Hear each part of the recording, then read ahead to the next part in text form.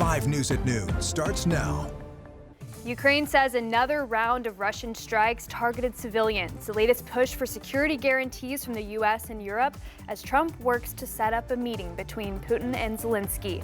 And the debate over mail-in voting is heating up again, with the president saying he's against the process. What voters in Arkansas need to know. Well, thank you for joining us for your 5 News at Noon. I'm Morgan Wrigley here with Danny Cassidy. Hello. We got a little bit of a cool down, although it did here in Fayetteville. It came with a little bit of a storm as well. Yes, we had quite a bit of storm activity in northwest Arkansas yesterday from all of that rainfall, and saw quite a bit of rainfall in many areas. We'll show you the map of what happened yesterday. Some areas in northwest Arkansas got close to 2 inches of rainfall, but you can see in the river valley there's a little bit of a hole almost, especially in the Fort Smith areas on the south side of town, and in really the majority of Sebastian County as well as southern Franklin County. And the majority of Logan County was pretty dry, but especially Washington County, southern Benton County, as well as a lot of Madison County, got anywhere from about 1 inch to 2 inches. As Morgan was alluding to, there was some storm reports as well. You can see in Benton County, northern Washington County, we had tree limbs snapped off, we had power lines down, we had fences blown over. It was all due to a downburst in the Fayetteville area that kind of, you see these strong winds that kind of just shoot down to the ground at once. That's what we saw there, as well as a little bit of penny-sized hail there near Alma. Now, right now, things are quiet. We're seeing kind of some thin cloud cover out there, but that's really about it. We have mostly sunny skies otherwise, and it feels a little bit nicer out there. Temperatures from this time yesterday, anywhere from about 5 to 10 degrees cooler, but it is still a little bit warm. We do have a heat advisory in effect for the river valley, but it feels a whole lot better. It is less humid. Well, it will be tomorrow, and then those 80s will return. No, I'm not talking about the time period. The temperatures will, and we'll talk all about that coming up in your full forecast. Morgan.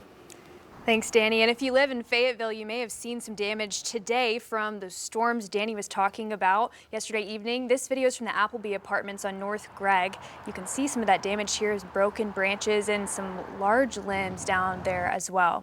Well, we have new information right now at noon on a deadly house fire in Poteau. Investigators are now calling it suspicious. We first told you about this yesterday. It happened Monday afternoon near Branson Road and Monks Drive.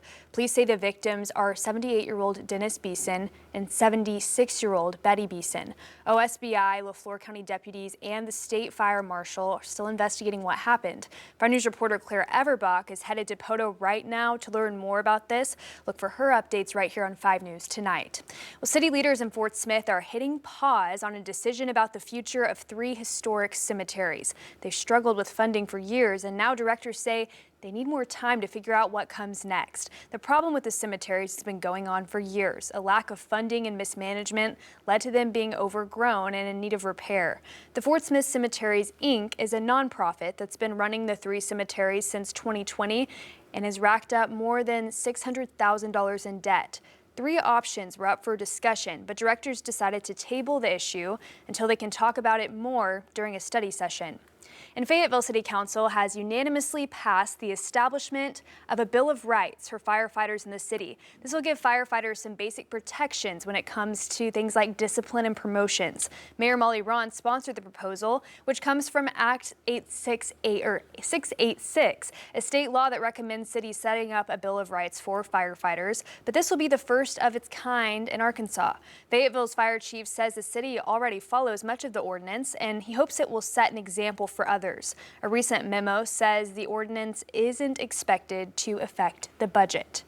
With Hurricane Erin making its way through the Atlantic, communities along the East Coast are preparing for harsh waves, high water, and potentially deadly rip currents. The now Category 2 storm is not expected to make landfall in the U.S., but it's already prompting evacuations in North Carolina. It's forecasted to pass well off the shore, but visitors to the Outer Banks have been evacuating with the potential for high water to wash over the only road out. Going to create some very dangerous ocean conditions along the entire U.S. East Coast, and the potential for life-threatening storm surge inundation across portions of the North Carolina Outer Banks. The red flags were out at Wrightsville Beach in the southern part of North Carolina, warning beachgoers about hidden dangers in the water. And there are similar warnings in New York and New Jersey, just days after 1 person was killed in a rip current. Several beaches in New York and New Jersey are closed to swimmers through Thursday. U.S. and European allies are pushing ahead with plans for how to protect Ukraine if the war with Russia comes to an end. A potential summit with the leaders of those 2 warring nations continues to be negotiated. Natalie Brand has more details from the White House. Ukraine says a drone strike overnight injured 14 people, including young children. President Volodymyr Zelenskyy says a separate attack damaged 5 apartment buildings, and he called for strong security guarantees to ensure a truly reliable and lasting peace. U.S. Secretary of State Marco Rubio is discussing what form that could take with European allies. As NATO defense chiefs hold a virtual meeting today to continue working out details, Russia is sounding off against any NATO troops on the ground in Ukraine, with the foreign minister saying discussing security issues without Russia is a, quote, road to nowhere. The Kremlin is also not confirming that President Putin will participate in direct talks with Ukrainian President Zelenskyy, but the White House says Putin promised President Trump he would take part. I can tell you there are many options that are being discussed by our national security team right now with both parties. A source tells CBS News Budapest, Hungary is one city under consideration for the Putin-Zelenskyy talks. The White House hopes to have a date and location set by later this week. Natalie Brand, CBS News, the White House. The White House would like to push forward with the summit in the next 2 weeks, saying it doesn't want to wait a month while people are dying. Today, Texas House conservatives aim to put a redistricting bill on the floor after a committee voted to advance new congressional maps. Republican efforts could create 5 more GOP-leaning seats ahead of the 2026 midterm elections. But Republicans need a quorum of lawmakers, which Democrats have previously skipped out on by leaving the state. Their standoff ended Monday when they returned, and Democratic legislators in California agreed to consider employing similar redistricting maneuvers as Republicans have done in Texas. Looking ahead, Oklahoma Congressman Josh Burkeen is set to hold in-person town halls this month. Congressman Burkeen will hold those a week from today in Stillwell and Sallisaw. He'll be at the Stillwell Town Hall at 4:30 on August 27th, and then he'll be at the Sallisaw Town Hall at 6:30 that same night. He'll then be at the Poto Town Hall on Thursday, August 28th, and that will start at 8 that morning. Well, we're taking a closer look at the voting process in Arkansas after President Trump renewed a call to ban mail-in voting all across the nation. Well, here in Arkansas, absentee voting is allowed through the mail, but you do have to meet specific criteria. Officials say you must not be able to avoid being absent. If you can't go to the polls because of illness, physical disability, or if you live in a nursing home or in the military, you can apply for absentee ballots, but even those limits are getting tighter next year thanks to Act 846. The law just changed recently where if you are marked unavoidably absent, then you also have to get a witness to say that you didn't have any help with your ballot. Arkansas's Republican Secretary of State Cole Jester echoed criticism of mail-in ballots in a statement, calling the process, quote, innately less secure than voting in person. There are 8 states that can hold entire elections through the mail. Arkansas is among 15 that require an excuse to get a mail-in ballot.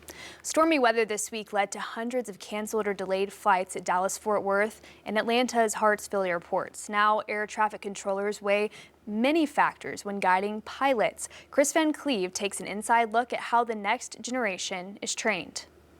The FAA is assembling the next generation of air traffic controllers at this Oklahoma City training center in an effort to end its staffing shortage. Helipad Delta. Even if this looks a little old school. Part of the training amounts to a giant tabletop exercise with handheld plane models flying around the room. You see people holding model airplanes. Yes. That looks like something out of the 50s. Correct. Is that an effective way to train? I'm glad you asked. That is an absolute crucial part to the training. It slows things down for them. It gives them an opportunity to learn the airspace. Bravo, Charlie, India. To close the 3,000 controller gap, the FAA has sped up its hiring process. It aims to have more than 2,000 trainees pass through what amounts to ATC boot camp this year, the most ever. This is probably the most important training piece that we have. Chris Wilbanks oversees training for the FAA. This is where they learn the basics, they learn the phraseology, everything we can teach them and assess their ability to become an air traffic controller. A CBS News data review found over 90% of air traffic control towers in the U.S. were understaffed. System outages and staffing issues led to thousands of delays and cancellations at major airports this summer. $1,285 Grand Palo. This may be the future of ATC training. Immersive tower simulators have been installed in 95 facilities nationally, cutting controller certification time by 27%, potentially saving months of training time. Course coordinator Eric Weedell. We can talk about theory and rules and procedures, and it's all knowledge and it's great. But what good is that knowledge if you don't do something with it? The FAA does not allow interviews with current students, but did let us try out the simulator where they'll be spending weeks training. Alaska 517 Academy Tower, runway 28 right, line up and wait. It's a lot to manage. Planes circling, taxiing, waiting to take off, and others on approach to land. Air France 113 Heavy, Academy Tower, go around. Air France 113 Heavy, go around.